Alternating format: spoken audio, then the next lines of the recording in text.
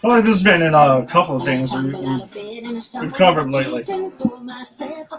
And one we need. Hey, this is Dolly.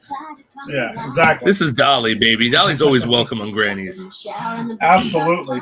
What is up, everybody? Welcome to a brand new episode of Granny's Peach Tea, episode 172 for those who are counting. Yep, Jason and I are super excited to talk about what we got tonight. We're both pulling a little bit of a doubleheader tonight, but all good, man. It's all exciting stuff, though. Yeah, thanks for checking us out tonight. For joining us on the Facebook live stream, for joining us on YouTube, or wherever you find your audio or your podcast. We appreciate the support. Yep, we're opening up at 9 to 5 by Dolly Parton. And if you watched The Penguin this week, you know exactly why. It kind of fits in with our theme this week. Yeah, so we're excited to talk about that. We got a brand new trailer for Thunderbolts. They dropped their first teaser trailer earlier this morning, completely out of nowhere, along with a poster. So we'll be talking about that. We got Agatha All Along, episodes 1 and 2, which dropped on Disney Plus last week, along with The Penguin. So, hey, Jason, awesome time to be in this niche and thing that we do, right? Like it's all right here. Yeah, I mean, I'm so excited to talk about The Penguin specifically, and this is I'm really excited for tonight. There's some really good stuff on the slab, and I just want to point out I'm hitting the GOAT status like Ed here. This is my first double header. Is it really? We're going to be doing.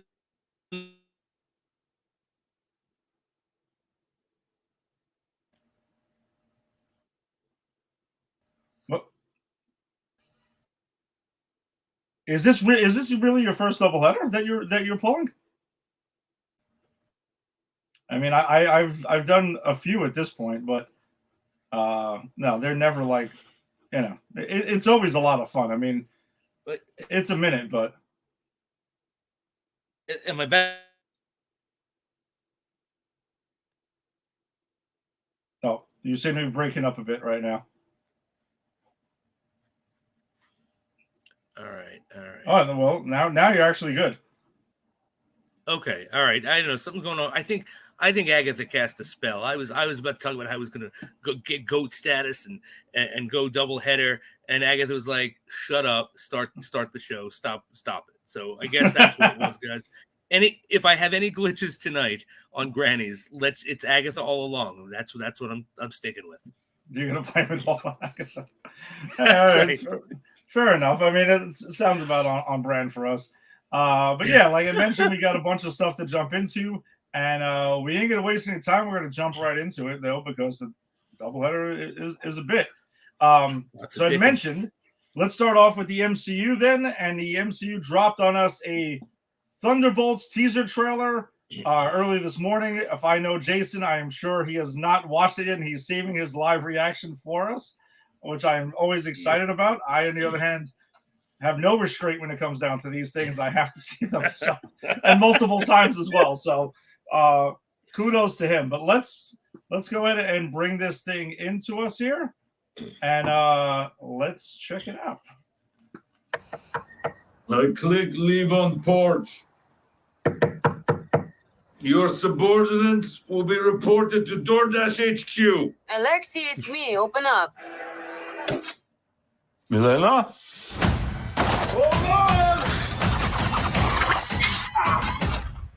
Elena! Hi, Dad. Sorry about the wait. It was an important call. Highly classified. Lot of work. Many irons in fire. You feel fulfilled? Oh, yeah. Yeah, so full. So filled. But why do you ask this? What brings you here?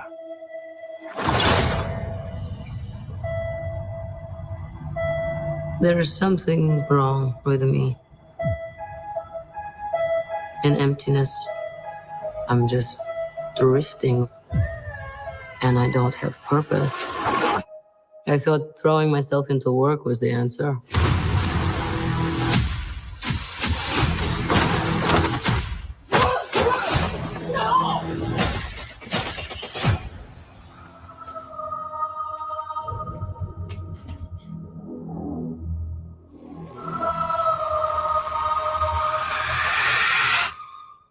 Oh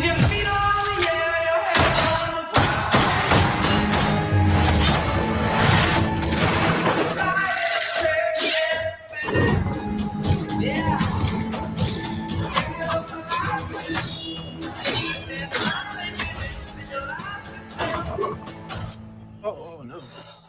Who are you? I'm Bob. Who sent you, Bob? Nobody. You were all sent?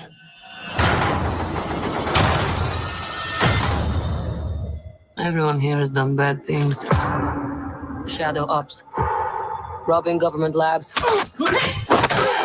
Contract kills. Yeah, so? So, someone wants us gone.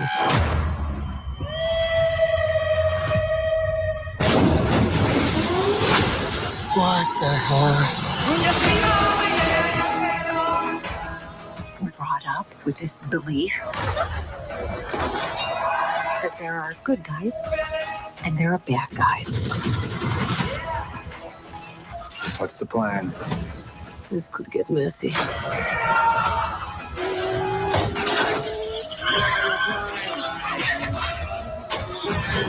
But eventually, you come to realize that there are bad guys and there are worse guys and nothing else.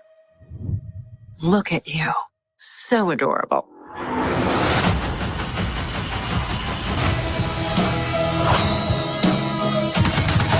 Don't worry, she's bulletproof. What happened to bulletproof? It's bulletproof-ish. Is that Bucky?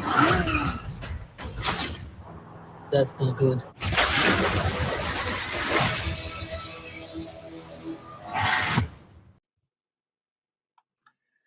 All right, so that is the teaser trailer that dropped earlier for Thunderbolts. So we've gotten our first look at it now. Jason, what are your thoughts? Oh, Jason dropped out, so those were his thoughts. I'm sure I'll be coming back in a second. For me, for one, I mean, my expectations for Thunderbolts have been I wasn't really sure what we're getting from it, right? Like, it was just kind of like, hey, we're probably going to get some sort of like, Suicide Squad type thing, being that it is sort of Marvel's answer to DC's Suicide Squad, and with kind of like not exactly, heroes that are being teamed up.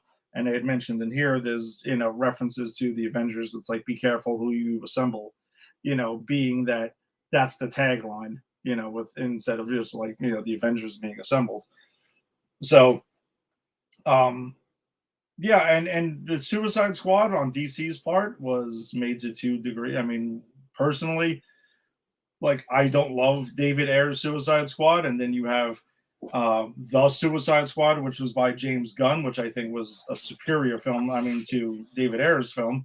But being that this is kind of, and based on the trailer, it kind of seems like that's sort of the tone that Marvel's going for with Thunderbolts.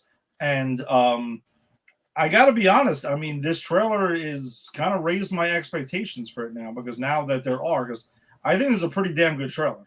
I mean, we talk about trailers here, like, did it raise your expectations from before you saw it about the film?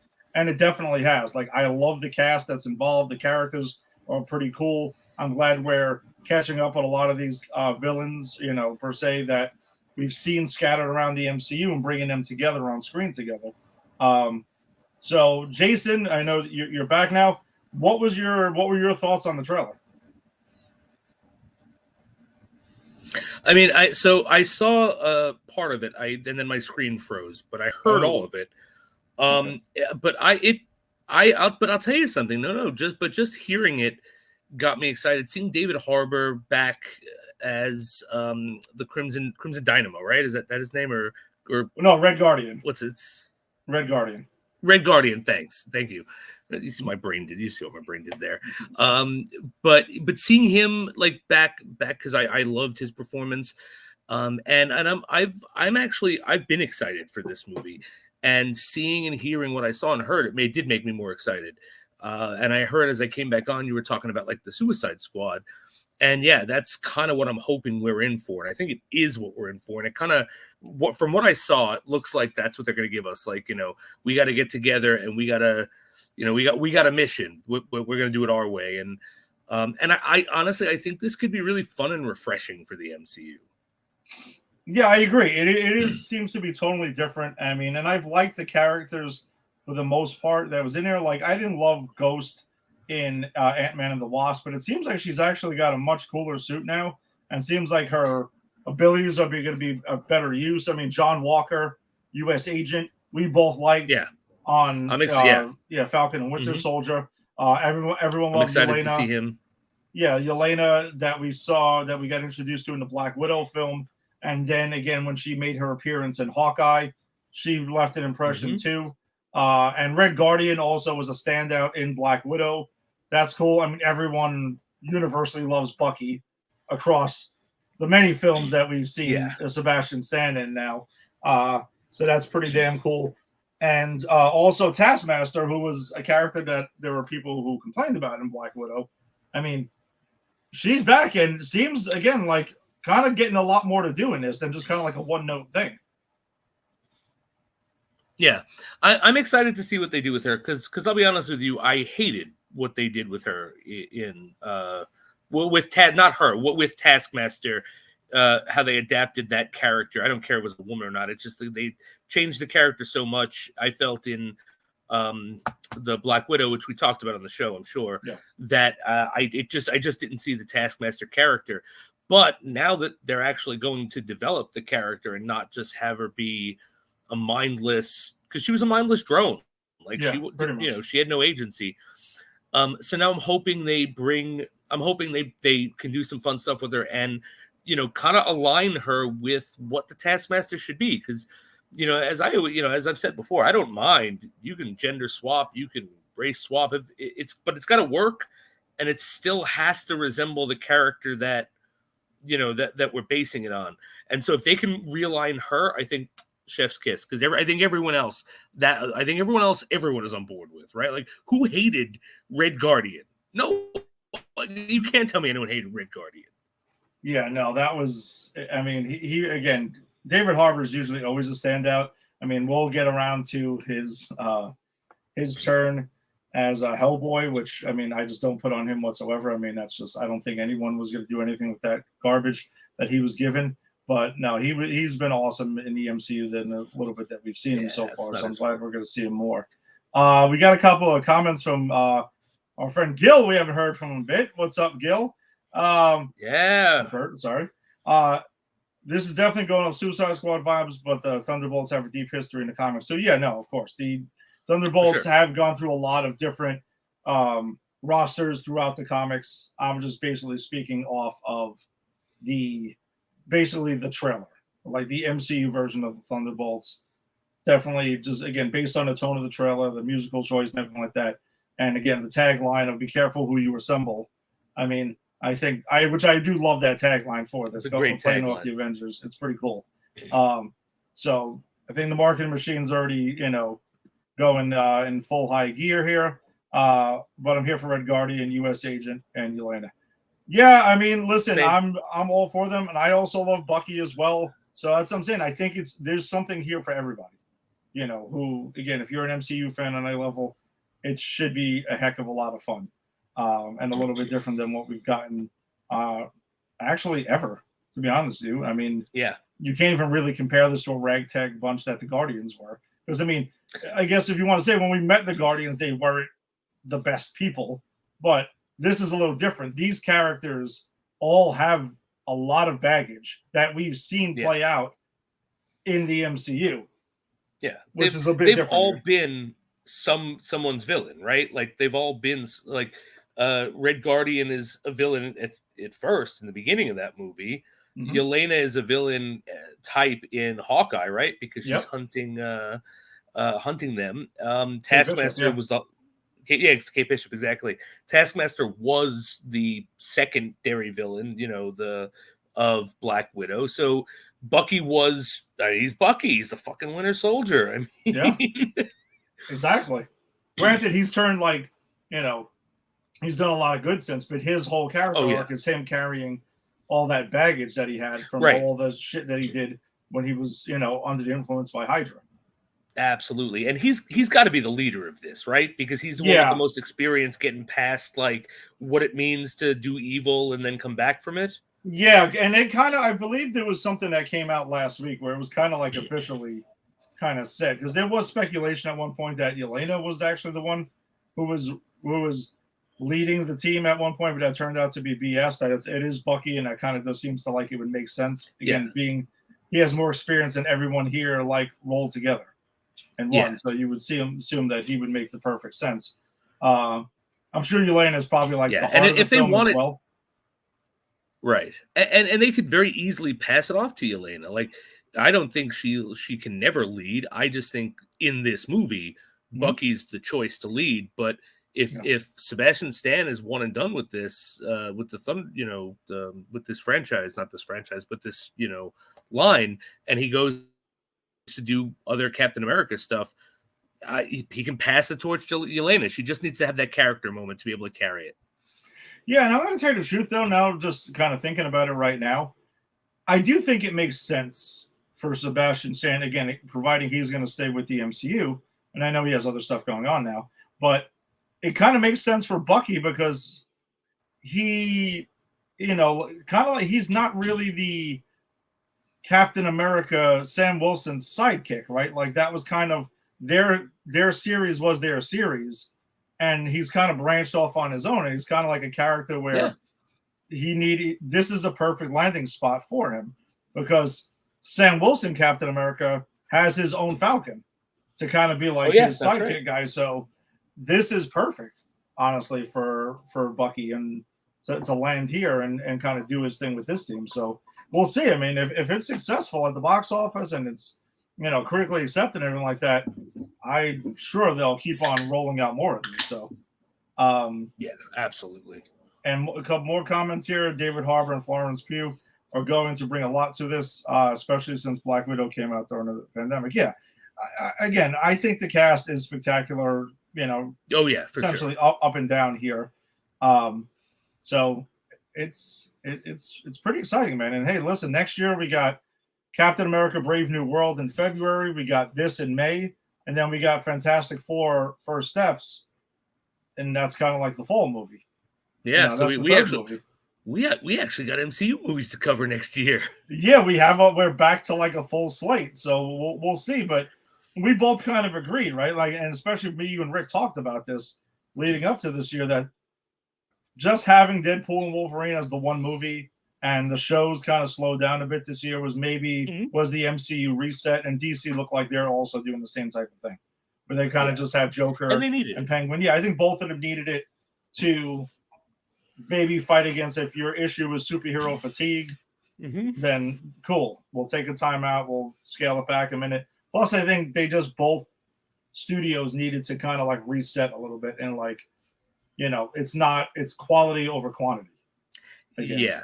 Yeah, and we beat this to death, but that we talked about that with the MCU, and also the MCU had to course correct after they had the Kang dynasty in mind, and then they had to switch that, and so I think I don't think anyone is saying it wasn't for the best for them to just ease off, but now we're getting back into it, and I'm excited.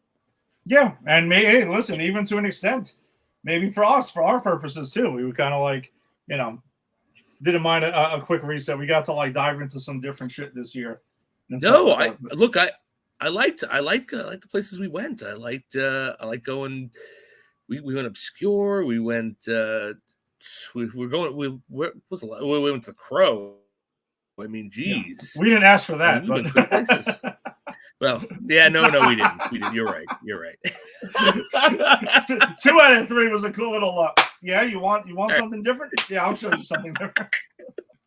Well, as the scripture goes, you got to be cruel to be kind, right? And that's what it was. To appreciate what we had, and we're taking a break from. We needed the Crow to beat the shit out of us. And we will get back to the Crow, ladies and gentlemen. We will. Oh no, we will. We just had some new stuff that dropped, and we're going to kind of prioritize at the moment. But yeah, we're not. The Crow is not done with us just yet. And Bert also loves the color grading in the movie. So yeah, it is pretty interesting too. That the way that the look of the film is something that is a bit unique also to the MCU. And don't forget too, we're also catching up with Julia Louis-Dreyfus's Val, who we haven't seen in a minute. I was going to say she's in this, right? No, she is. She's in the trailer. You get a chance, check it out offline. I'm going to check. Like as soon as we're done, I'm going to check it out because I would have seen this, but I actually do now. Just wait for the show. So. Yeah, and also just not to, go over this before we shift gears. Bob in the trailer, which Bert and I were chatting on our Facebook page earlier today. Bob is the Sentry. Who, I mean, it's rumored to believe that he is going to be the villain of the film. So we shall see. But I'm excited that they kind of just like dropped in that nugget there. And for those who in the know are aware, you would spot him immediately. Plus, there was the whole thing about the casting and stuff like that. So I'm going to be honest. I hope they don't really. I mean, I'm sure when we get a full trailer, not a teaser, maybe they will have Sentry at the end of that. Just kind of like how they showed us Red Hulk at the end of the Captain America Brave New World trailer. Right, just a little tease of him, like, hey, you look who's coming. Yeah, so people are going to like, oh shit, who the hell is that guy? Like, the casuals might not be aware, but Sentry is a wild fucking character, man. If you get a chance, look him up. We're not going to spend too much time on him just yet, but pretty wild character, man. Just think about like kind of like Superman level powers for the Marvel universe. Wait, oh my God, I didn't realize it. So then I'm going to say this. I kind of hope that the MCU is just poking a bit of fun at that original Suicide Squad, because wasn't the original Suicide Squad's whole thing, we're going to get people together in case Superman goes crazy, and it's people that have no chance of killing Superman, and isn't that what these guys are? Yeah, I'm gonna be honest, that's pretty fucking good. I didn't even think of that, and I was thinking about it too, like how many of the Thunderbolts are powered, right? Like Bucky has the super soldier serum, Red Guardian also does. Yeah, I mean, that's what I was gonna say. Yeah, he has like a conjured up one. Ghost has something here, and Ghost is a phaser, right? She phase shifts or something. Yeah, and I'm not sure where like her. I'm sure it's been more stabilized now because that was the whole point at the end of Ant-Man and the Wasp. So you got that, but I mean, if their whole thing is to stop Sentry, I mean, boy, that is it'll be a task. Then I really do think it's gonna. If that is it, I do think they're kind of poking fun because that was the biggest takeaway that everyone got from Suicide Squad was. Well, there's no way in hell they would beat Superman. Why the hell would you assemble them? Yeah, this is a pretty stupid idea. To be honest with you. I mean, the Suicide Squad, the second roster, had a much better shot, even though I still think they had no shot. No, they had no shot, but they weren't assembled. Their whole thing wasn't like we're going to need them in case we're going to kill Superman. It was we're going to need them in case we need to buy time to do other things. They're the fucking Suicide Squad, right? Yeah. So, good luck, buddy. Exactly, which is what that movie is, and that's why it works. Unlike, the first one where it's like, well, good luck, but we don't have a plan. No, this is the world's going to be destroyed if you fail. Like, some might say Amanda Waller had concepts of a plan. She had concepts of a plan, but not she'll get there. She'll get there. Yeah, maybe just vote for Amanda Waller, and she'll get you a plan. Oh boy! All right, so let's keep it in the MCU here, and we will move on to Agatha All Along, which dropped on Disney Plus. Dropped that spoiler warning across the bottom, just in case you did not get a chance to see it. So if you didn't see Agatha All Along yet, come check us out another time and give us a listen then. But otherwise, we're going to be talking spoilers here. So Agatha All Along being the spinoff of the wildly popular WandaVision that kicked off all these MCU shows on Disney Plus a few years back, and kind of you could say quasi follow-up to Doctor Strange in the Multiverse of Madness, because we're dealing with the death of Wanda Maximoff, which sets everything in motion. and Agatha's loss of the Darkhold, Yep. which is also a big part in that. The Darkhold's all over the Into the Multiverse of Madness. Yeah, so this is definitely a legit follow-up to both. I mean, as the 2 episodes played out, I don't think you would be totally lost if you didn't watch either one. This could be, again, I don't think so. a cool entry point that you can watch this, at least so far. Again, we're only speaking the first 2 episodes, and then go back and watch the other 2, because for me personally, it would pique my interest to be like, okay, let's see what the hell this WandaVision about, and also Doctor Strange in the Multiverse of Madness. So, wow. Yeah, but I don't think you would need to know that anything from that, because they literally, like, she tells you everything.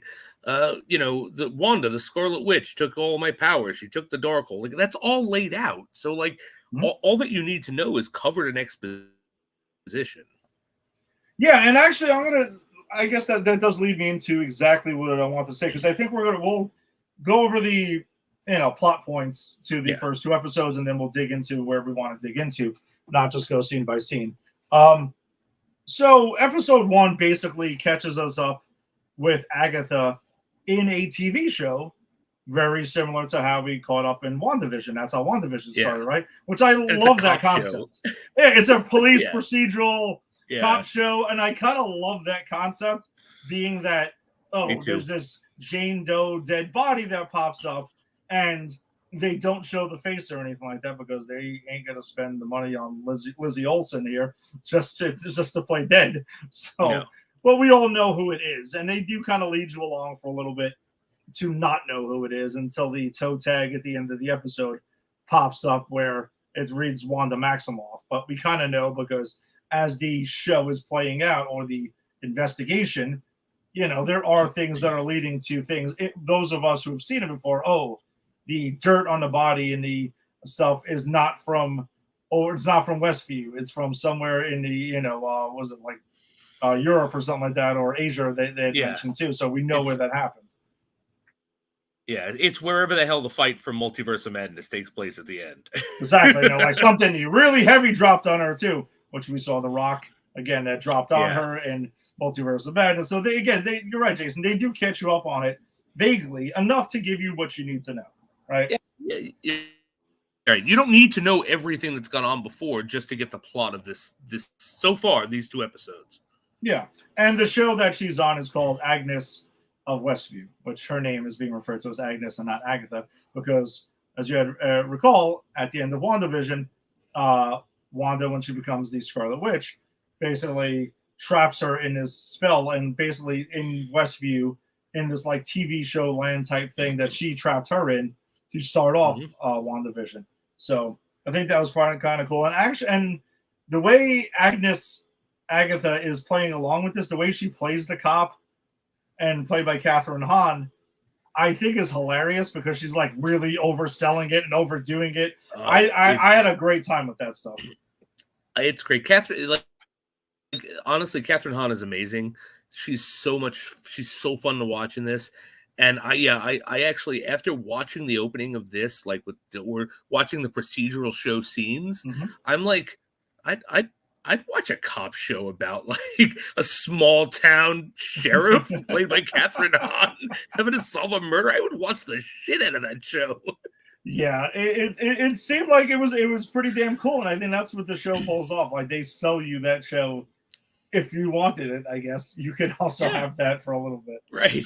All right, so then Agatha's also looking for clues on the investigation, so like that, and it takes her to this library, where she does find out that there's an area where there's a book that was burned and everything like that, and a voice that pops up and tells her all the copies were burned, all of them together, obviously referring to the Darkhold, and that was that. So it is linking her, and you can tell her memory is jogging a little bit as this goes along. Yeah.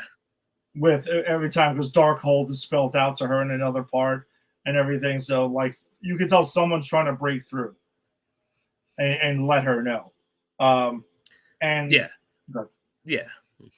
I was gonna say, because like that's the thing, is she is under the spell, but I think also partially the fact that the Scarlet Witch is dead, right? The spell is weakening a bit, and partially stuff that's going to happen later on.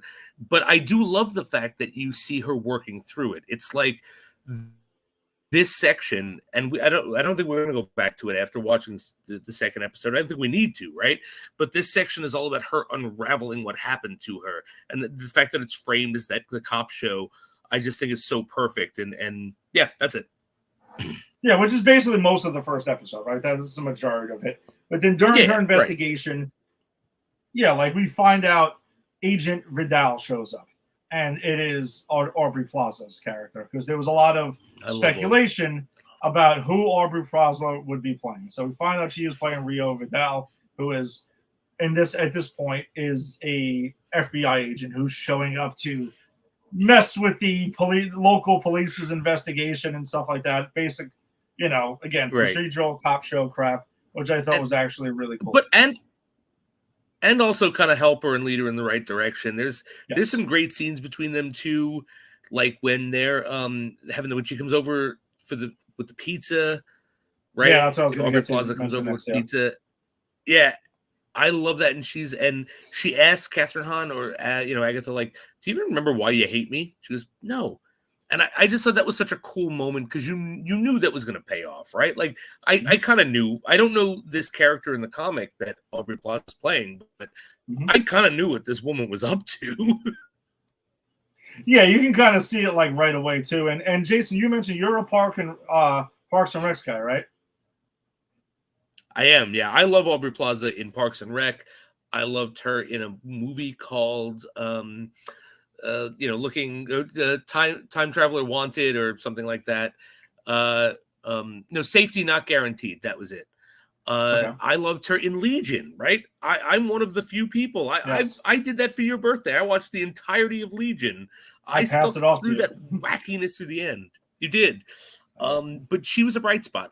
I love her. I think she is super talented, super funny, and absolutely beautiful. I have such a crush on Aubrey Plaza, and this actually just made it worse. I thought it was actually kind of cool though, because when she saw it was like, oh, like it's been a long time and stuff like that. It's one of the first lines when they see each other in that scene, and I took it as kind of like a nod to Parks and Rec, because Catherine Hahn was also on Parks and Rec.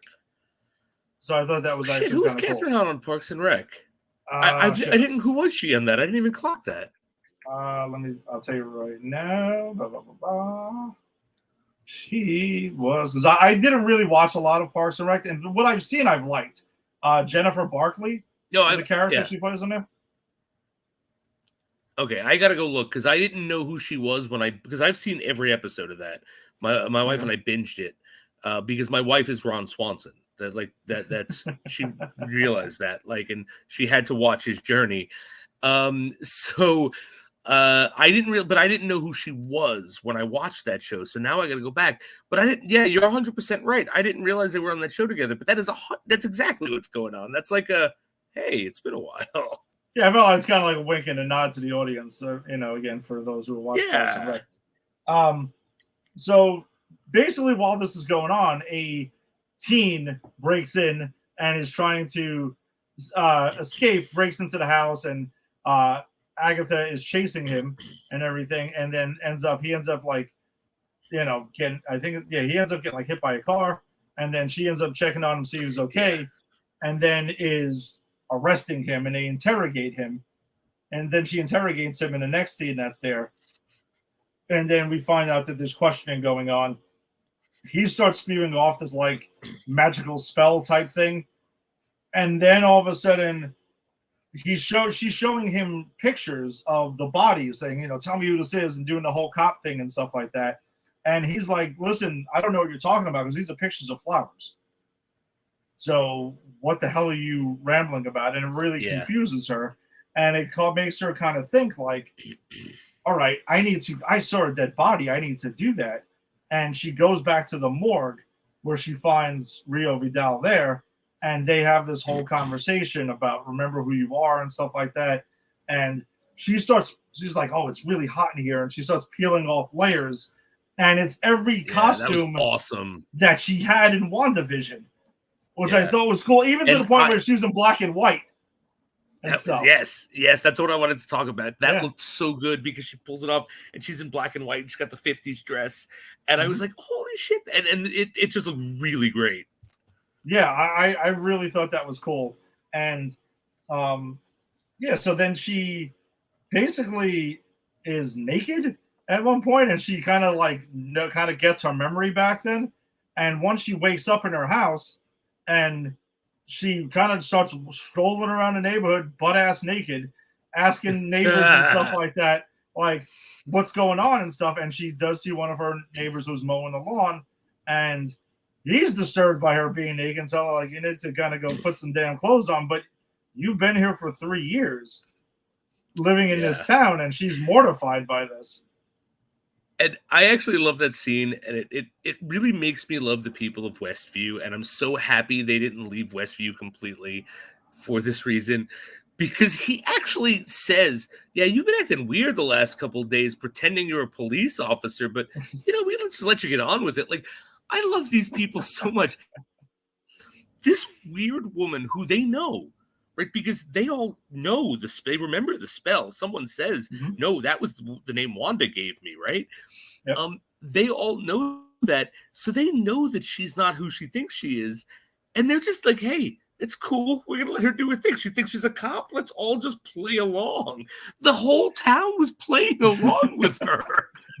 And he also mentions they were bringing over food and stuff and making sure she was okay. Right.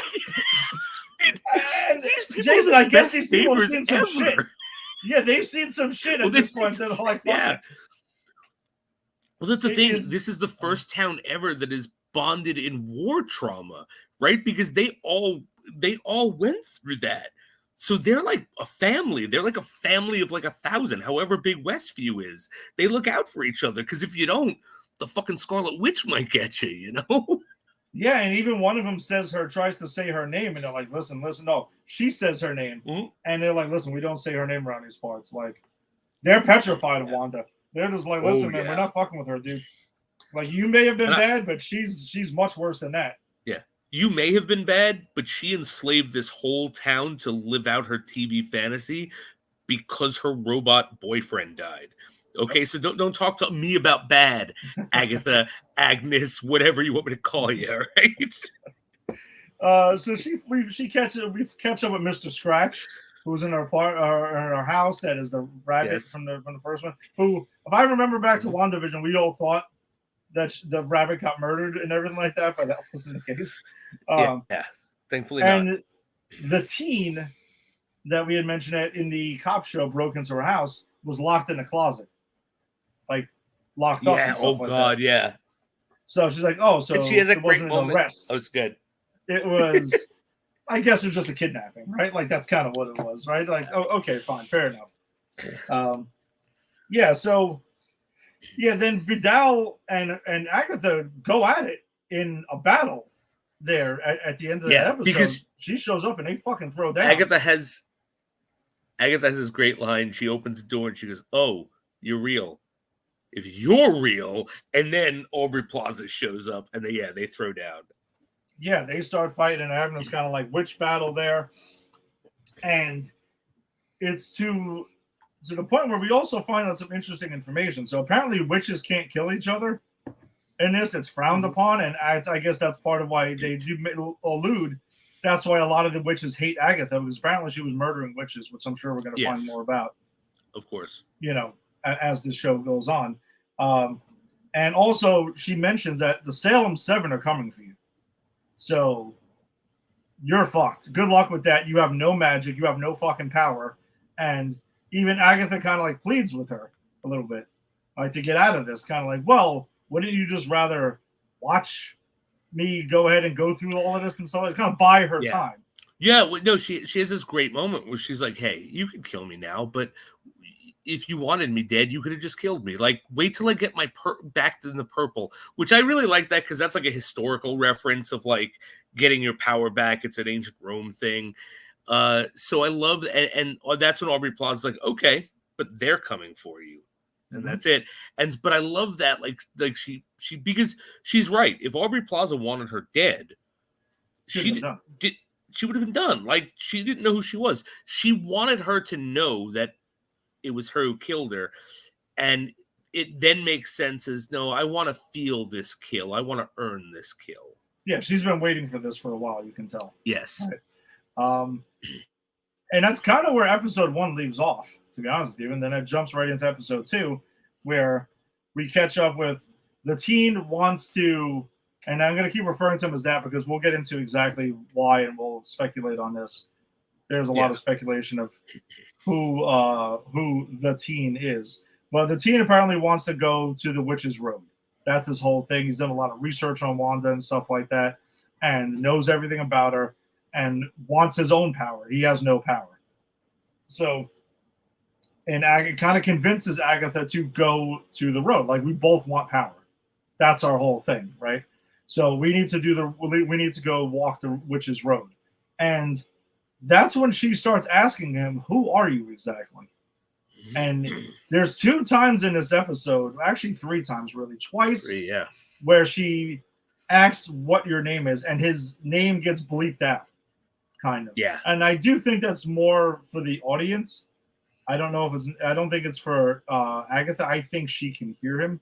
I think it's more for us to kind of like, or do you think it is? Do you think it is her? Oh no, I think it is for her because we have it later where the third history, time when when he's giving the history and she's sitting there and we can't hear it. Like I don't know. I thought that it was she realizes that there's some magic stopping him from being able to talk about himself or where he's coming from. And that's why he's so interested. And that's why she keeps answering for him. Like, if you notice, every time someone asks his name, she's like, that's my familiar Toto. That's my human. That's this. That's that. That's my pet. She never lets him. That's my pet. Yeah. She never lets him answer. And I think that I thought that was because she knew that if he did any other witches and they're looking for witches at this point, is going to realize that there's something magical, and Agatha doesn't want them to see it. But I absolutely think that she cannot hear what he's saying when he's talking about himself. All right, so then let's do it now. Now it's speculation time. I feel like we're back in our infant stages of Granny's Peach Tea. We're back with WandaVision. I know it's all coming over again. I know it's coming. Oh boy. It's funny because Angie was like, do you think he's playing the name?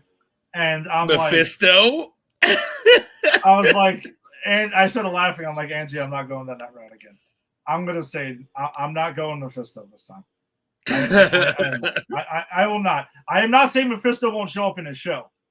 I don't have any leads to where he would fit in. But I'm going to go with I'm going to tell you the truth. I'm hoping this isn't another Ralph Boner thing. I'm going to be honest. I'm going to be kind of pissed if that's the case, where it was like, obviously this is Quicksilver, right? Like, we're going to fuck with the audience, and we know he was Quicksilver in the Fox X-Men movies and stuff, but we're going to make him Ralph Boner. The belief is that this is Wicked, that this is Wanda's son. Okay, that's there. I'm going with that also because, number one, and I'm sure that these clues were left there on purpose and maybe obvious to some, but he mentions how his mother's dead, mentions R.I.P., mentions some stuff about her.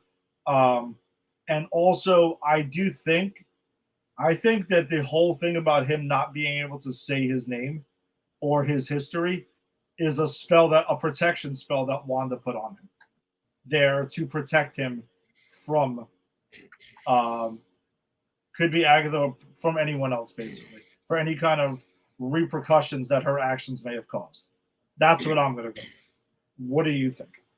And I'm going to add to that now that you say that, because I didn't think that. So, okay. But now that you say that, I'm going to add a piece of evidence that supports what you said. In the beginning of that second episode, he says, you know, you can thank me later, but I broke the spell that you were under. And she went, you broke a spell cast by the Scarlet Witch. Yep. And then she kind of just lets it sit there. And so I actually, as much as I don't think she can hear what he's saying, I think she might be putting together who he is. Okay. And I think you're right. I think that makes sense. Because I had no idea who this was, because we're in a part of the comics I'm unfamiliar with. We're in witch territory. When we go witch or space, I'm lost. So and I love it. I want to be lost. I want to experience this stuff as new. But because of that, I had no idea who he could be. What you just said makes 100% sense. Yeah, so basically, just a short version, that Billy Maximoff, his powers are similar to Scarlet Witch, where superhuman ability to warp. This is based on the comics. Okay, superhuman ability to warp reality by manipulating magical energies. So yeah, it was stated by Master Pandemonium that Billy's magic, it was similar to Wanda's, alluding to his magic could theoretically be chaos magic. So that's kind of what I'm thinking here, and I guess for the super casuals who've never picked up a comic ever in their life, that could be something where they wouldn't know. But I think that and I also think this is playing on a Ralph Boner thing, where they fucked with us so much in the first time around that this time around they're gonna be like, hey, we're gonna hand feed it to you, right? We're gonna spoon feed it to you, and you're gonna be jumping around all over the place. But guess what? You were right in the end. That was your first guess. So that's what I'm guessing here. All right, so we're both. This is what we're going with now. We're gonna go on this journey together. We're both thinking Billy Maximoff. It is one of two people. It is Billy Maximoff, or it is Mojo in disguise. I know it. There it is. There it is. No, so now we're not even gonna bother with Mephisto now. You said you were not going to go down the same rabbit hole of Mephisto. I promise nothing about Mojo. This is true. Look, again, I'm going to reiterate. WandaVision was all about TV shows. This starts with a TV show. We're watching Mojo World. We're watching Mojo's television show. He's already involved. That would be... I would be so on board with that at this point, especially since they have the X-Men involved. Like now in the MCU, if they were to do that. If they introduce the X-Men through Mojo through this show, I don't know what I would do. There's nothing I could promise as fantastical as that payoff. But man, I would do something. I would do something for this show, something crazy. I will, if that is the case, I will actually do a cartwheel and put it on camera in our Facebook. All right, there you go. But even though I'm not going with to do one, which is going to be even funnier. Oh, it would be a total attempt, but it's fun. All right, so that's the part with the Billy Maximoff stuff here. Like the teen, we're both on that. It's Billy Maximoff, aka Wiccan here. Everything seems to tell you that pretty much based on all the evidence here. But apparently, to walk the path, walk the road of the witch's road, you need a coven. So, reluctantly, Wanda is like, all right, I'm going to put together this coven. There's no witches that are really worthy of it. And then we kind of meet 3 different witches that she's met at different times. And 2 of the 3 hate her guts and can't stand her. That would be, Lily and Jennifer. Both can't stand her as well. We get Alice Goliver here, who is not really, she's kind of like a daughter of a witch from back in the day there too. And she works at Hot Topic as a security guard, which I thought was actually pretty funny. And that's kind of where she gets, and then she ends up throwing in Hart, which I'm going to tell you the truth. That is one other speculation that I'm going to throw out here for a second. Okay. On the list of witches that is gone, right? Because they need a green witch, they need a clairvoyant, and they need a potions witch, right? Yeah. There's on the list, there is no name given. It is just an actual black heart. That's right. And her name under Wanda was Hart. Yes. That Wanda gave her. And it's I'm sorry, I'll pull up the act. It's listed as Mrs. Hart. It's Deborah Jo Rupp, who most will know from that 70s show. Kitty. I love Kitty. Who is also Jerry's annoying assistant in Seinfeld, also. The one who books him for all the shows and stuff like that. 100%. And she was also the creepy older woman who dated Phoebe's, like, possibly learning disabled younger brother. Oh, my God. Which, listen, this ties in, man. We're talking TV shows, WandaVision, Agatha, hold on. Why not? We'll go down that rabbit hole. Well, but I also think that's why this actress is perfect for a good role in this, because she does have this TV cachet, right? Yeah. She's been all over TV in the 90s. She was the star of a fucking huge show. So, yeah, I don't think we're actually going off the beaten path too much, because I think that's why she's here, because she is television. She represents television to a lot of people our age. Okay. So I'm going to just say it then. Do you think she's actually playing Blackheart? That was my thought, actually. I don't know how that's going to look. I don't know what that necessarily means, but I mean, that's kind of what they're implying, unless they're trolling us. They do have that line like, well, it's only a black heart because I was writing with black pen. Yep. You know, so maybe they're just trolling us, but my initial thought was, is that her? Because we wouldn't see it coming, and maybe it's one of those things that it's like, you know, a personality and a personality. And you know the relationship of Blackheart, correct? Well, you have to. I mean, this is yours. I mean, it's not Mojo, so who is it? Blackheart is the son of Mephisto. Of Mephisto! It's come all the way back again. You can't escape it, Jason. You can't escape it. Although I am going to throw out an alternate, as you just said that, it just hit me. I'm going to throw out an alternate possibility here. Okay. She's assuming the heart is for Deborah Rupp's character, but what if the teen is Blackheart? Wow, that would be a twist. That's actually pretty good, to tell you the truth. If they're trolling us with all this other Wiccan shit, right? Yeah. But he's there, and he's part of the coven, right? They never say he's powerless. What they say is he's got the inkling, but he says it. But he says he is. But the whole thing is he wants to jumpstart it. But there's something there, and so he can't talk about himself. So maybe it's not a protection spell.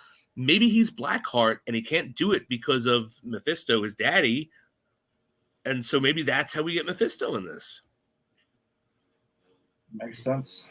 Oh my God, I don't want to say it, but it actually doesn't make sense. I know. Why are we back here again? Why are we back here again? Damn it!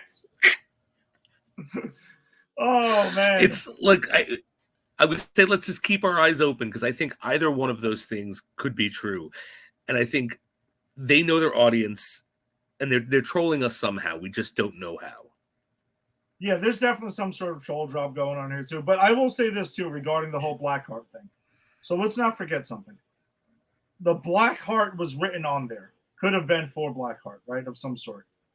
Right. But she just randomly, if you remember, Agatha wanted nothing to do with that part of the covenant. Yes. And went straight to the neighbor and just grabbed Mrs. Hart. Yep. And kind of could just be throwing her in there. Well, she doesn't know shit about the magic. She doesn't mention that she doesn't do the song that they have to do. She's just kind of along for the ride right now. And it doesn't work at first. It only works really when he comes down, right? Because they start attacking the seven Salem witches. 7, yeah. The Salem 7 are coming for her, and he's like putting furniture up, and he's really getting shit like down. And then when they break through, he runs down. And that's when they start getting it open. He's the first down. He's the first down there. Yeah, that's true. So I don't know which one, but one of us, I think one of us is right, and I just don't know which one. I'm hoping that, I mean, the cool shit would be is if we get Wiccan, who's there, I think that would be cool, and we actually get Blackheart, and if Mephisto is actually the big bad of the show. Giving the fans what we all went berserk about a couple of years ago. I would love to see Ed. Look, I just love to see Mephisto here. He doesn't have to be a big bad. He just has to be here so we could all go, we were right. We called Finally. it. So they go ahead, they do sing the song to get the conjured up witch's road here, but though it doesn't work right away, it doesn't appear to work right away. But then we also kind of get Agatha revealing something here, because the other way that she can get her power back is if other witches blast her with their powers, and she starts basically insulting them when it looks like it doesn't work, and kind of egging them on, and she gets called out, basically saying like, you were just trying to get us down here to get the witches together, because that would basically, it's also mentioned that when a covenant of witches are together, their power will become more, they will become more powerful. And basically, like, she was trying to soup them up to worst case scenario if this shit doesn't work, because it looks like she really didn't believe in them at all anyway. That is to be like, fuck it, either A, works, or B, I soup them up to blast me anyway, and then I steal their powers anyway. But then the door opens. Right. And then that's when they go down, and the Salem 7 are attacking at that time, and they escape them by going down the witch's road. They all take their shoes off, and they kind of walk the road, or start to, and that's where the episode leads off. So overall for this, I think it is a really cool setup to start this. Agreed. This whole thing, which, by the way, the season finale is supposed to be 2 episodes on Halloween, which I think is fucking genius for this show. That's awesome. Yeah, I think that's pretty fucking cool, man. Which, if the release date thing that I saw holds true, that would be pretty fucking cool. So I hope that is the case, because I do think that releasing this show at this time and counting it down to Halloween around this whole time is it's perfect. It's what you need, and it fits perfectly with it. So, I enjoyed it. I had a good time with it. It is a nice start. It wasn't like, I'm not gonna act like it was mind blowing. Like this is like the great, but it's off to a good start. I think that which is important. Agreed. Again, we only got the first 2 episodes. I do love Catherine Hahn. I thought she's a lot of fun to watch, and Aubrey Plaza also a lot of fun to watch. We're gonna see them more going at it throughout this whole thing. So I don't know. I was happy with the start we got. Yeah, same. I really enjoyed it. I'm with you. I didn't think it was mind-blowing, groundbreaking, but I like the talent involved. I like the story so far, and I'm interested. I'm interested to see who this kid is. Clearly, you and I are having a good time talking about it and speculating, which is part of what the fun of this is. So, I don't know where it's going, but what we've gotten, I really like so far. Yeah, absolutely, man. It's weird. Like, just talking this out, it does kind of feel like we're back in the WandaVision days of our show. That's fun. Crazy. That was the beginning. It was the first thing we covered was WandaVision. Yeah, the first 2 episodes of WandaVision were our first episode, so we started it. So wild. It's kind of fun to be back. And they were talking about Mephisto, like, legitimately again. Like we never left. Like we never left. All right, so then we also did get another show that dropped. This one on Max by DC Studios here. The Penguin, which is a limited series that is off in Matt Reeves' Batman universe here. So we did get that, starring Colin Farrell as Oswald Cobblepot, or Oz, as we'll go here. Oz Cobb. Cobb. I guess my quick overall thoughts, this was awesome. This was truly awesome. As you follow the show, you know Jason and I are big Batman fans. I will adhere Jason, I will even say I will adhere to him to my further Batman reference too. But I had a blast with this. It was really cool. Another world that I'm glad we were back in, because I love the Batman. I think you had mentioned last week that you even felt that could be the greatest Batman movie ever. It might be. It might. It is at least tied with The Dark Knight. Yeah, it is certainly up there. And I'm glad we got to see this world explored. I mean, before we even get the sequel to the Batman, the proper sequel. But this show picks up right where the Batman literally leaves off. Like the first shot we get is of Oswald Cobblepot watching the city, and we get the reports and the news reports. Which, by the way, there's a lot of New York One Spectrum people who seem to be very much employed by this. Well, this is the most New York thing I've ever seen. Yes. Like I love it. But I'm like, they're driving on the highway. I'm like, I know what that is. Like everywhere they were, I knew where they were. It's crazy. Yeah. They were getting on the subway at one point. I'm like, is that Jamaica? Like it's crazy. This is the most New York thing I've ever seen, and I am here for it. And by the way, TJ also sent me a screenshot of there was a shot that was in Ridgewood also. Oh yeah. Shit, one of our Facebook friends, Dave Vigliotti, just posted in the chat pictures he took of Penguin's car. Oh, nice. Because they filmed the scene with the car in, I think Ridgewood. I think that's where he lives. Yeah. Nice. All right, Jason, do you want to lead through? Or you want me to?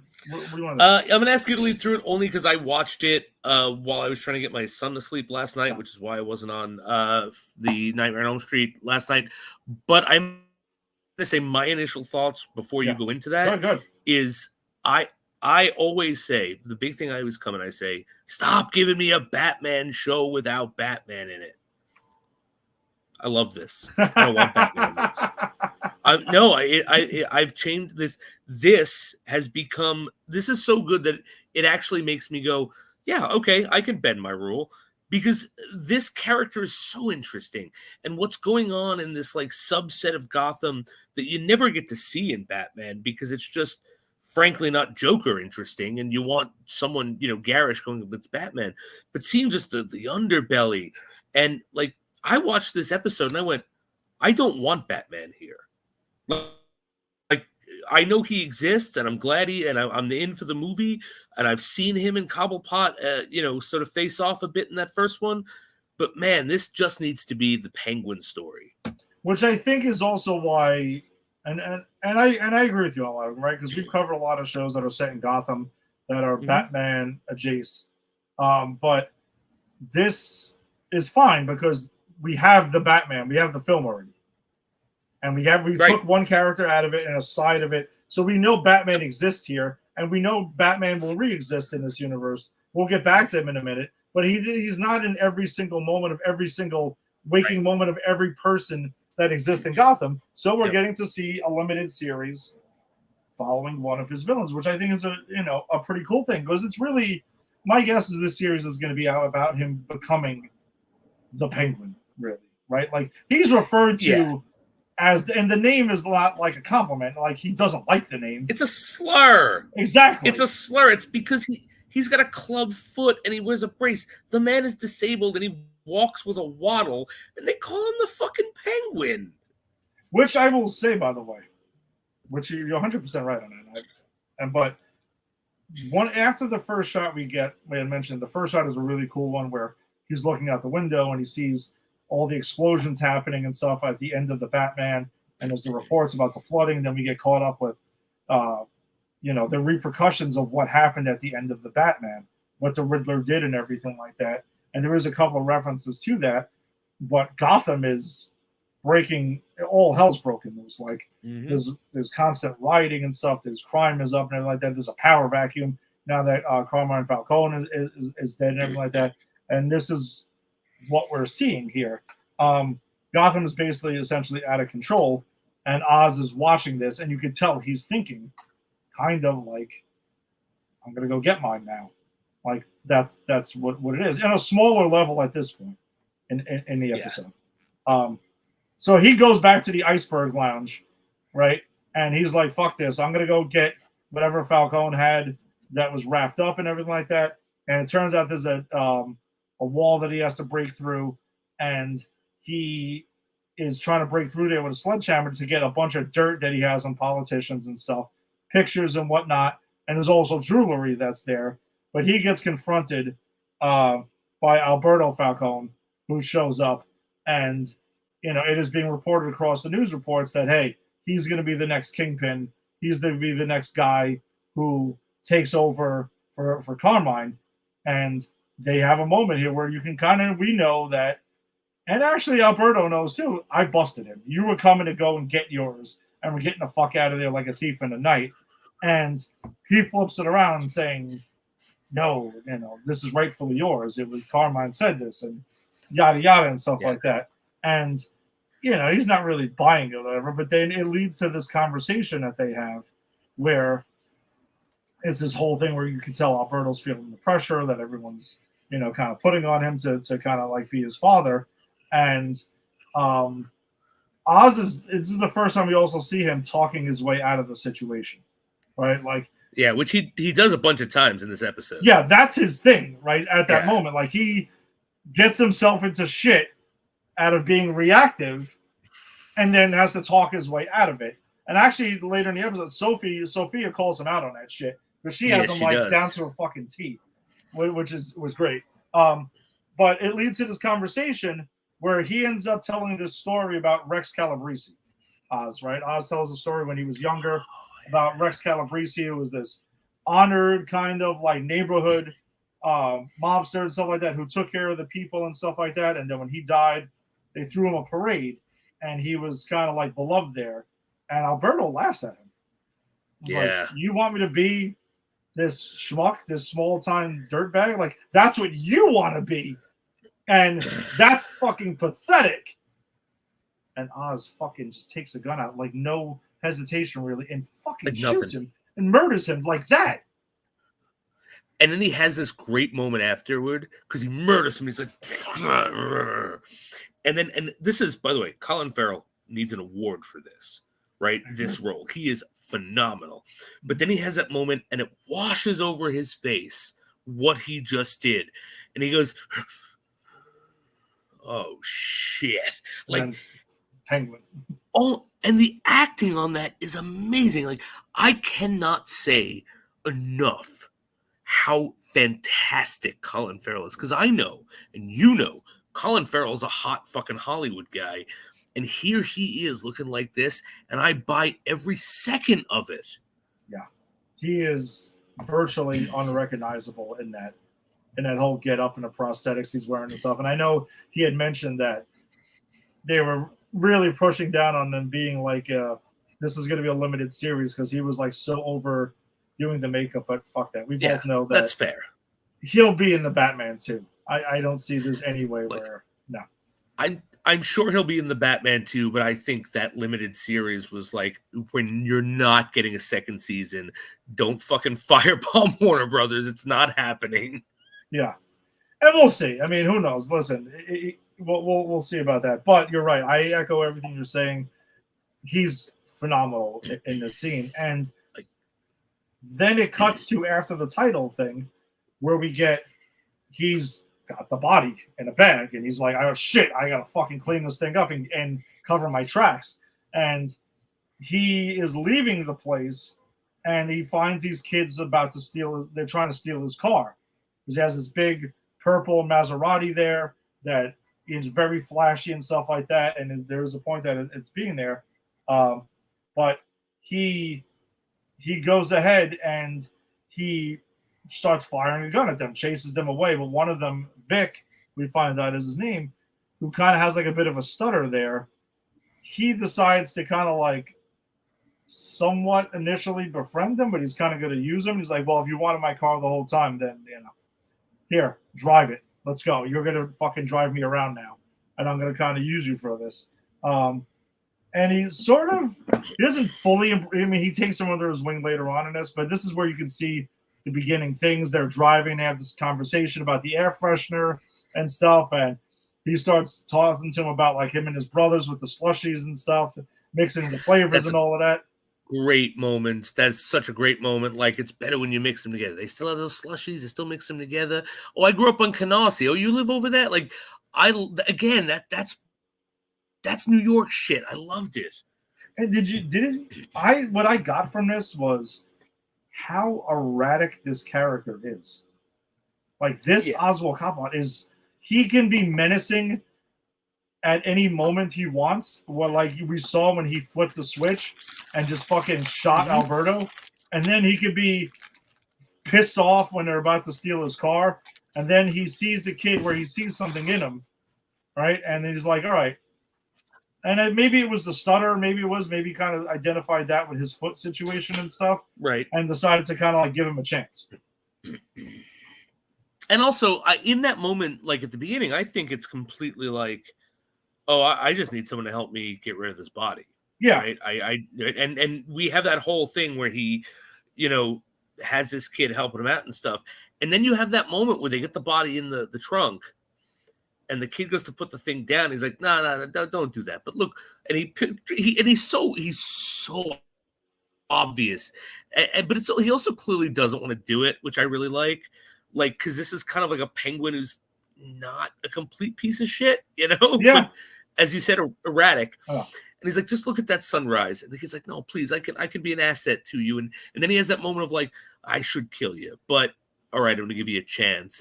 But it's only at that moment that he takes him under his wing. I think everything before then, his whole plan is to murder this kid. Oh yeah. Well, I think he's thinking. My thing was, I think he's got ideas of it, but he's not fully committed to it. I agree with you though. He was gonna be like, when I'm done with him, that's gonna be that. But he does go to his apartment, which, by the way, did you clock where right by the penguin's apartment, the jewelers is Burgess Jewelers? Oh, no, I did not. Oh, beautiful. Yes. That makes me so happy. So for those who may not be aware, Burgess Meredith was the original penguin in Batman 66. Yes. So I thought that was pretty awesome. I'm going to say something right now. This is a bold statement, but I'm going to stand by it. If you remember when we talked about who our favorite Batman villains and who portrayed them live action, I said Burgess Meredith is the Penguin. He's always going to be the Penguin. Mm-hmm. You did. He's not anymore. He's not. Wow. This really, I was so impressed with this. Like, I don't want to see anyone else with the Penguin after this. That's how good this is. Wow. And we still got episodes to go. I know, but you can only go higher now. It can only go higher. The characterization we saw, the conflict, the fact that they are treating the Penguin like a real character. This guy, he's not a cartoon guy. He's got a club foot, and he's a criminal, and he's got slashed up. He's not the best looking guys, but he's got this drive and ambition, and he's got this humanity, and they've just like, this is how I felt about what the Batman of the Animated Series did with Mr. Freeze. Mm-hmm. But they've taken a villain that was already awesomely established, taken him into the real life, and made him real. And I can't, as a Batman fan, I can't speak enough of how amazing that is. It's not something that I ever thought we would get. Like, if you really think about it, the two shows we're talking about tonight are both comic book villains that have got their leading TV shows. Like, that's where we're at right now. It's pretty fucking exciting. All right, so then Oz gets called in to talk about, like, by the Falcone crime family, basically to kind of like tell him he doesn't know what it's about. But when he gets there, and he tells him, by the way, he's also having this conversation with Vic while he's driving him there. I don't know what this is about. It's probably like this whole thing where they're going to make themselves feel big. I'll make myself feel small just to make them feel secure so I can go back to fucking work and go do what I got to do, because he's got his operation that's going on there. And he gets called in, and everybody's like, dude, we're going to shut you down. That's it. Like, we're shutting down this operation. Just you're in charge of moving it or whatever, and that's going to be that. We're moving it to a different part and basically fuck off. But during that is when we get introduced as Sophia Falcone, who is apparently freshly out of Arkham and does have her whole hangman thing attached to her as well. And I think the moment she takes the screen, it's unsettling. Because she's even more erratic than Oz is. She is. And that actress, I love that actress. Again, by the way, we're covering two shows of two huge celebrity crushes of mine, because this is The Mother and How I Met Your Mother, which I love that show. And I loved her show. And then like I watched her in a failed sitcom, and I watch her in anything she's in because I just adore her. Watching her in this, oh my God, she's so menacing, and she gets her eyes so big, and she has this whole thing with Oz where because she knows what he's up to, right? Because the whole thing is when he goes to do you mind if I just run us through No, go for it. It's fine. Yeah. So when he goes to meet them, they're pretty much like, we're shutting your operation down. Your operation's done. Yeah. Right. And he goes, no. But there's this new stuff coming in. And he just regurgitates what her brother, Alberto, just said, his plan. And it doesn't even matter. And that I love that because he's like, so we'll talk about this later. And they go, no, shut it down.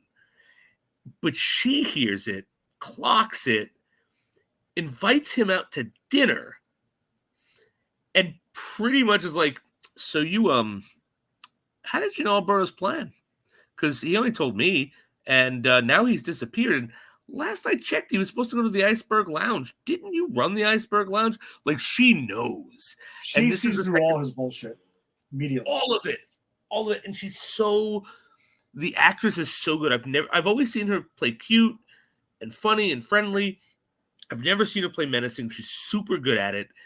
And he's unnerved. Yeah. Like, so much. And then he of course is talking his way out of it. He goes, well, no, wait, what? You know your brother. He didn't tell me you were in on it. He didn't tell you I was in on it. And again, he knows it's not going to last. He just needs to buy himself enough time to get out of that dinner. Yeah, basically, again, we catch Oz talking his way out of shit where he did something. Now has to talk his way out of it, and he does that back and forth a few times. So basically, kind of right after that, we briefly get another Riddler thing when he's on the train, and his Riddler sympathizer is going around with this QR code, which, by the way, if you scan the QR code on the screen, it does pop up a Riddler message. I posted it on the Facebook page. It's this whole gibberish about the Riddler and yada yada, and basically backing up the Riddler's plan. But when he tries to tell it to Oz basically tells him just go fuck off and get lost. Like, enough of this shit. Yeah. Because he also mentions too, like, what did this madman do? He does not like the Riddler and what his whole shit is. He hates him because he says, what did he do? He destroyed part of the city. He attacked the poorer neighborhoods, and that is a threat, right? Yep. Right?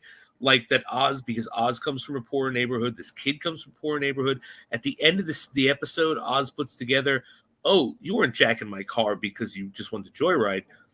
You were from the neighborhood that was wiped out. Like, you got nothing. And so, it kind of leads into it. So, yeah, he fucking hates the Riddler because the Riddler destroyed, pretty much, the lower class of Gotham, which he was an associate and identifies with. Yeah. So you can see where that really, grinds his gears there. But then Oz visits his mother after that as well. And we meet Oz's mother, who, by the way, seems like she's dealing with some sort of, dementia or Alzheimer's and stuff like that. She seems like she's dealing with it on and off. But, right, he takes Vic to his house and lets him into his home. So you can see as the episode goes on, he's opening up to him and stuff like that. But when we meet his mother is basically, he goes there to Mom, let's go. I'm getting you out of here. This psycho chick, basically Hangman, she's onto me. I need to get us out of here. And she shuts that shit down. She snaps right back out of it and is like, you're my big, strong guy. You need to start acting like it. And she was like, are you a pussy?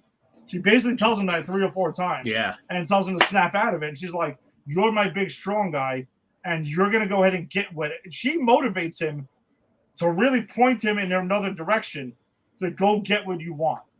This is what you've always wanted. And the murder, because he confesses his murder of Alberto Falcone to her, and she's like, because he's like, Mom, I did it out of a knee-jerk reaction and stuff like that. She goes, no, you wanted to do that. That's what you wanted to do. And you did it. So stop apologizing for it. You fucking took what you wanted, and now you're going to go ahead and go get it. And it kind of redirects them for we're going to go on the run to, I need to go in and start figuring it out and straightening the shit out and tackle this head on. Which is when he goes to meet Clancy Brown. Clancy Brown back again, baby. Always God. in this shit. I love Clancy Brown so much. There can be only one. He should cut everyone's head off. But he is fantastic because he's the Gurg. He's in the Highlander movies, right? That's Yes. okay. You didn't react, so I was like, oh shit, did I misquote? No, you did either. But he's so good in this, and that scene between him and Oz. So Oz goes to see him, and he plays Maroney, right? He plays the other crime boss. Yeah. It's Maroney, right? I got the name right. Yeah, he plays Maroney in this. Who's locked up in prison. So, and so when before Oz killed Alberto, he notices the ring he's wearing that he took from his dad, and they took it from a Maroney after they killed him. And before Oz gets rid of the body, he takes that ring and he goes to see Maroney. He's like, "Look, I'm done with the Falcones. I want to run with you. We have product. I can make money." And what I love about Oz is he says this to the Falcones and he insinuates it here. You might not like me, but I'm an earner. I can make you money. I'm an acquired taste. Like, I love that. I don't give a shit. Let me just make money for us. And that's kind of the tone he has here. And then Clancy Brown's like, you speak nice, but don't forget, you've sold us out before. We've trusted you. And you could tell they have a history. And he goes, okay. And then he goes to leave and he goes to come back and he goes, by the way, I got this for you. He puts the ring on the table.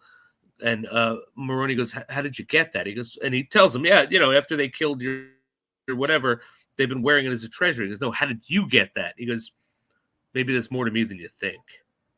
Yeah. And right there, boom, he's fucking sowing the seeds for what's coming. He's got you can tell again after the conversation with his mother, his confidence has gone up. Like it's definitely, she kind of really reinstilled that with him. So then Oz tries to go home, and then Sophia and her people are waiting there for him. There's this whole car chase. He's trying to get the fuck out of there. And basically, he even has this thing where he dodges them by throwing himself in the trunk, and they go ahead and they kind of like believe it for a second, but then he gets knocked out. And then he's basically stripped naked and put in his chair and is being fucking questioned here by Sophia and stuff. And she explains why she did that, because she's like, they used to do that to her in Arkham. Like they got her naked all the time, and after a while, they were trying to make her feel like she's nothing. Basically, what she's trying to do and knock him down a few pegs that's there. And then during that questioning is when we get a car that goes in and crashes into the house. She leaves. It startles everyone there, leaves him in the chair. And then Alberto's body is in that trunk. And it's missing the finger that the ring was on and stuff like that. And they write payback. Basically, what happened was Oz and Vic set up a plan to frame Maroney. Yep. That's there for that, to kind of get him completely in the fucking clear, because he knew that it was only a matter of time before Sophia, because she probably was going to fucking kill him there. Oh, no question. He was not walking out. No. He was not walking out of that. Like, I'm sorry, but anyone at home, if someone knocks you unconscious, strips you naked, ties you to a chair, and they're interrogating you, they're not letting you go. No, you're probably done. Yeah. So Oz and Vic, basically the last cuts to them too. Oz is reacting pretty favorably, and then they're sitting in front of this thing, and they're kind of they're sharing some mixed slush puppies that are there, and they're mixing the flavors and stuff, and they're talking about their plan, the whole setup and everything like that. And there was a different plan, but then Vic was having trouble which way to cut the head off, because it was supposed to just be the head in the ring. And it's a pretty disturbing conversation that they're having there. But then he basically goes in, and Oz has this plan to take over the shipment. He's gonna go run the city and stuff like that, and that's what he's telling him. And I also felt like this was him truly embracing him as a brother, a little brother at that. That he's sharing the slush puppies. They're in the same neighborhood from where they grew up, and that's kind of where it leads off. And that's where, we get the not Dolly Parton 9 to 5 that wraps up this first episode. Yep. And man, what an episode. This was great. I loved everything about this. Everyone is killing it. Everyone is doing a fantastic job acting. I want to know. I don't even know who this actor is who plays the kid who's helping him. I'm so invested in that character. Like, so it's not even that I like these actors. It's just I'm invested in what's going on here. Matt Reeves has created such a unique vision of Gotham, and I kind of hope he just gives us more. Like, not necessarily more Batman movies, but like I'd love to see more like this. Explore other fucking things in this universe, because this was, I don't know. I can't speak enough about it. I really enjoyed this. Yeah, I mean, I know we're getting the Batman too, and I'm sure that will do Of well, course. and there'll be more. But I do hope that between these movies, we do get these shows. I wouldn't mind getting other villain or side character shows here. That's pretty cool. Like, I wouldn't mind seeing a Catwoman show or something like that, and stuff like that. So I think it's a pretty cool concept, and we'll see where this goes, because it's off to a pretty damn good start, man. Yeah, So. agreed. All right, so that wraps it up for us this week. And thanks for joining us as always. If you joined us on the Facebook live stream, be sure to check us out on Granny's Peachy's Facebook group, where we drop trailers and stories and all that other kind of stuff that doesn't make the show. Check out Pop Culture Pros and PopCulturePros.com, because that's who we are presented by. On YouTube, subscribe to Pop Culture Pros, and wherever you're on your audio-only podcast, subscribe to Pop Culture Pros. Jason and I will be back next week. We'll be talking more Agatha, Episode 3, Episode 2 of The Penguin. And we will get around to Transformers 1, which did drop this past weekend. That'll be our movie of the week. And looking forward I will give this slight review. I took my son to see it. The reason we're not covering this week is because he wanted to leave halfway through it. But I then asked him what his favorite part of our time out was, and he went, the movie. Okay. So who knows? we shall see, man. We shall see. All right, and hey, listen, for Pop Culture Pros, Jason and I will be back and probably starting up in a few minutes with Nightmare on Elm Street 3, our PCP deep dive. So, Dream Warriors. We'll see you next week or shortly. Peace. Later.